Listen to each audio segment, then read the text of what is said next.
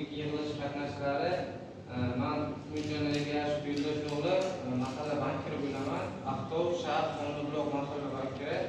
Ilk yig'ilishimizdan maqsad kreditlarimizni ta'sir qilish. Masalan, Prezident qarorining 2 qarori bo'yicha 100 million so'mdan 300 million so'mgacha kredit ajratamiz. 100 million so'mlik garov asosida chiqariladi, 300 million so'mgacha 100 million so'mga sug'urta asosida garov shart emas.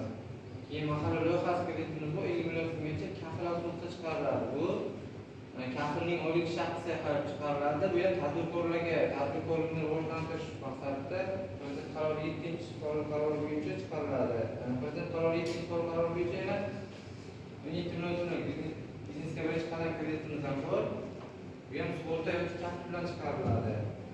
Agar kimdir kredit olmoqchi bo'lsa, men o'zim anoqsada 50 million so'mlik mahalla loyihasi bo'yicha men o'zim tavsiya nomasini beraman. Agar 17 million so'mlik olmoqchi bo'lsa, o'zimizga mahallaga bo'lsa, o'zimizdan tomonidan chiqarib, sizni bankka kelib rasmiylashtirib chiqarib beramiz. Keyin bo'ladigan muammoimiz, masalan, telefonlarga qanaqadir SMS bilan, masalan, APK shunga o'xshash fayllar kelyapti. Shunaqa oldini olish maqsadida sizlarga eslatma qilib ketaman, unaqa fayllarni ochishlarni tavsiya bermayman. Hozirda bunda ko'pchilik shunaqa narsalar chiqyapti.